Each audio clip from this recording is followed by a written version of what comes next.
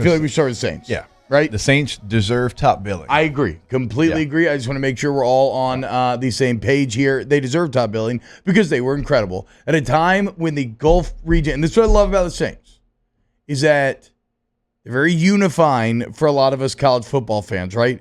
Like Bunky Perkins may be cheering for Ole Miss on Saturdays, and we may be at odds, but on Sunday we unite under the fleur-de-lis. The same can be said for many Alabama fans, which is weird, but I mean, it just is what it is. You know, the Saints are the Gulf Coast team, and this is a region, and not just Louisiana and New Orleans. I know a lot of times I position it like, you know, the savior of Louisiana, what Louisiana needs right now, but for the entire Gulf Coast, the New Orleans Saints gave the community exactly what they needed. And with so many question marks going into it outside of even Ida and everything else recently, right? Just heading into this new era of football, post-breeze, all of these things, you could not, and it's not an exaggeration, you could not have scripted it better. Like, if you would have wrote this script before the game and told me this is what's going to happen, 99% of people would have told you you're crazy. Only the hardest core of Whodats like Danny would have been like, nah, man, nah, yeah, that absolutely sounds real. And yet here we sit, and it is the reality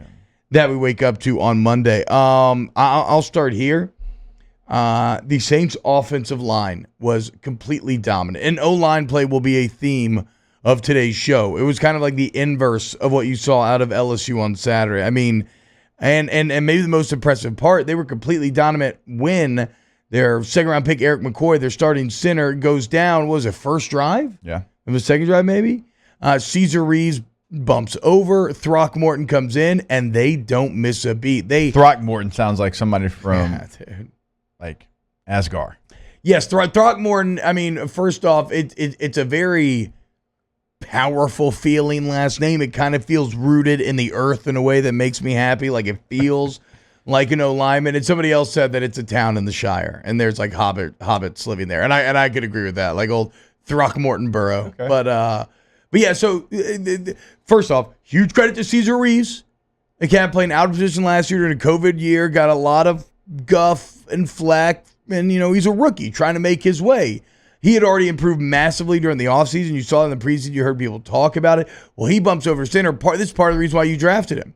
And remember, the original vision was maybe even for him to be the center. He bumps over center, doesn't miss a beat. Throckmorton does great. And here, the depth, and this is where also you have to clap it up for the front office, because here the depth of the Saints offensive line on display once again. So that's my starting point. And then when you're working in a new quarterback and all these new weapons, Jake, obviously there's no better friend to the rest of the crew, to the skill crew, than having the big guys just completely dominate the trenches. Yeah, I mean, it wasn't only in pass protection where you kept Jameis up, right, the entire day with no sacks given up, but really running the football, you averaged over 4 yards per carry, and that's a good Green Bay defense that you were going against, too. They've got some really good players in the front seven. They've got some edge defenders that make you worry. So they really dominated, and to lose one of your best guys and continue to dominate, that tells you just the strength of that unit. We talked about it, I think it was last week, maybe it was even 2 weeks ago. Nobody was talking about how really impactful the Saints offensive line was going to be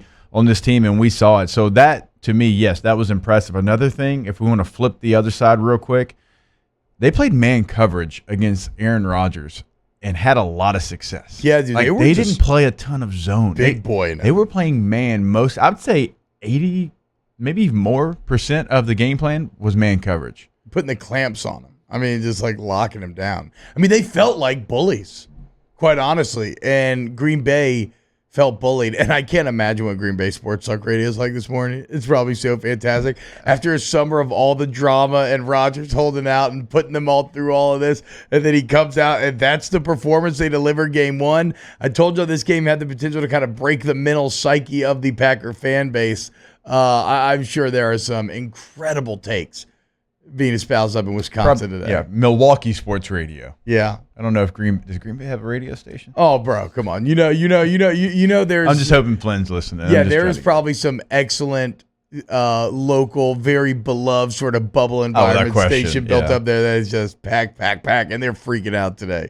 And they should be. They absolutely should be. I mean, for all the credit that we're giving the Saints, also the Packers, it looked weird. Their receivers, their tight ends, their backs looked a step slow, looked sluggish. Their quarterback looked real disinterested in the entire day. Like, didn't really seem like he was locked in. It was a weird type of feeling. And then the Saints were the complete opposite. Like, if a guy made a play, the whole team was going over there. They were fired up. They were ready to go. And that's the team that right now is living out of suitcases, right? They're living in Fort Worth, practicing at TCU. They're playing a home game 3 states over. That was a team that if they were sluggish, if they didn't look like they were on the same page, you're like, oh, okay, I get that. Yeah, and partially, I mean, that's a credit to all the behind the scenes.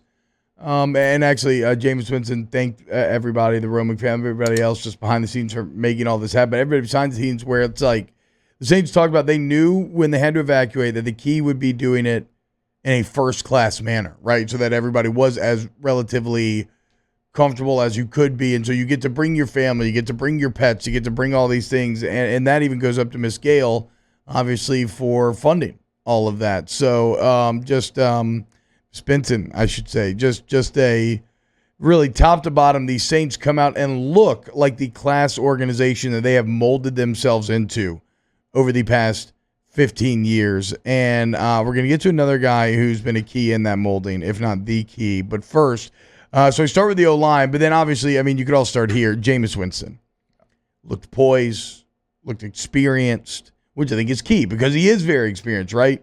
And he felt very comfortable. This is not like some rookie or somebody that you're just throwing out there. And he looked deadly. And he showed off the rocket with the bomb to Deontay Harris. So, like a lot of stuff was great, right? But then that was just the perfect little cherry on top. When I say it was a perfect game and all your questions were answered, you saw what you had been missing. And in that 55-yard touchdown to Deontay Harris, it's more than just raw arm strength, though it was a rocket, and it looked great. To me, Jake, what that play represented was why Jameis Winston had this success, the work that he put in the offseason. Remember, this cat was flying all over the country to meet up with these receivers, time on task. And we were kind of questioning at times, like, well, he's filming everything, but, are they, is it just kind of like a film? Are they really putting that work in? Him and Deontay Harris put that work in this offseason. Their timing is lockstep. And so to me, that's the biggest thing that makes me happy about that touchdown to Harris. It represents the time on task in high school fields over the summer when it's hot. No excuses. It was in like Miami they went to California, just all over the place, getting the work in. All that hard work pays off in a big way. It did, and he was very efficient, something that we definitely need to give him credit for as well. There was 6 times in the ball game that instead of forcing something down the field, he tucked the ball and he just ran, right? Because he had space. He had 6 carries for 37 yards. That's 30 for him to have 37 yards on the ground. That's another thing. Jameis Slimston is absolutely here, dude. He has reworked his body, and it's paid dividends. Like, he can move. He did, and that was great. But even more exciting for me is he didn't force the ball in any of those throws. He had yards in front of him, and instead of trying to show off his arm strength or throw it down the field, he's like, no, I'm going to live to play another down. I'm going to run for 15 yards here and set up my team even better. So decision making, we knew his arm was there, didn't force anything, and he was highly, highly efficient when he did throw the football.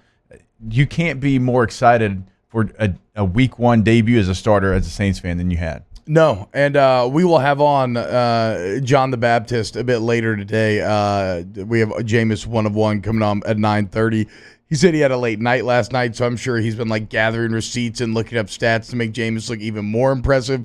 We will see it coming up at 9:30. Something else I forget, and you're seeing if you're watching online, you're seeing the highlights right there. But every year, I don't know why this happens, but every year I forget how much fun it is to watch Alvin Kamara play football. Yeah. Like going into the weekend, I didn't have this conscious thought in my head of like, oh, I get to watch Alvin Kamara play football. I'm really excited for this weekend. I should have.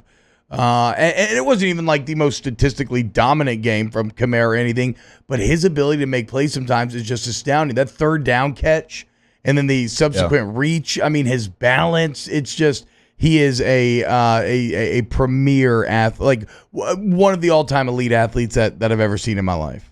It's impressive to me that he can be at that speed with not playing at all in the preseason. Yeah. Like no carries, not once, not even like dressing out, right?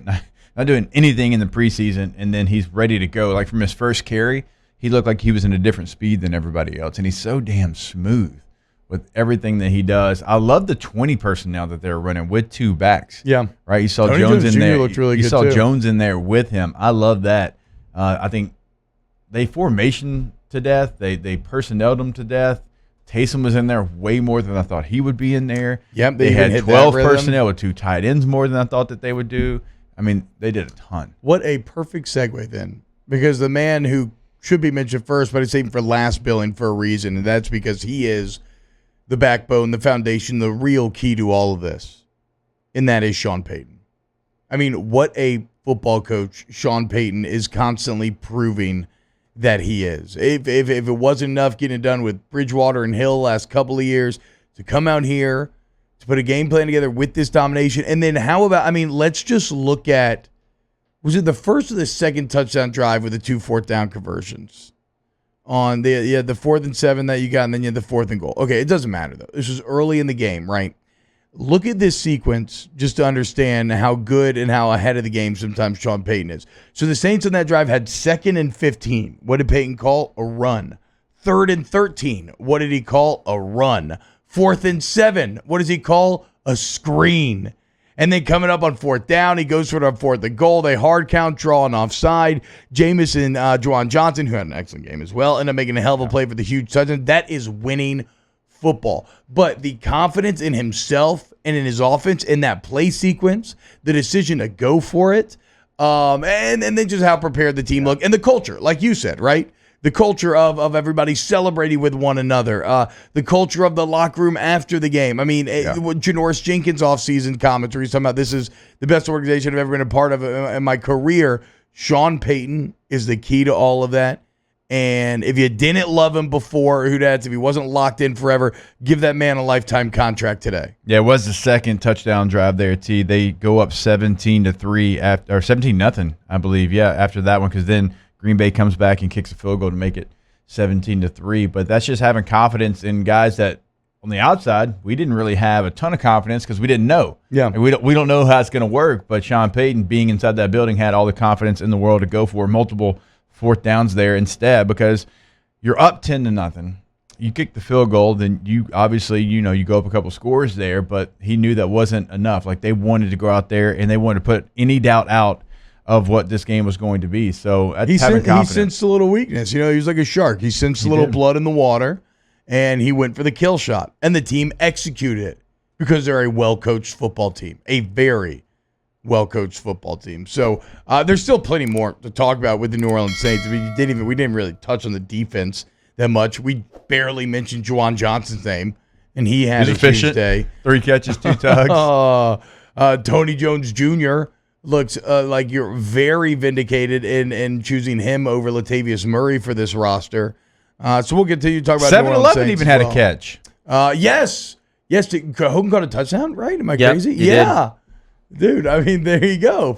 He demolished a guy in a block. I don't know if you saw that. I did. I did. They slowed it down. Like, the defensive end. Destroyed that guy. We're going to get this. We're going to get this for the stream. So, who dat, baby? All of a sudden, I mean, it feels like everything's back, right? NFC South going to compete for that. Super Bowl, all that. No, I mean, look, we'll see where this goes, but enjoy today, because you know what it reminds me of? It's been a while since this. You chased Aaron Rodgers with 10 minutes left in that game. It reminds you when you did that to Tom Brady back in 2009 when I think it was like 7 or 8 minutes maybe left in the game. So just a perfect game.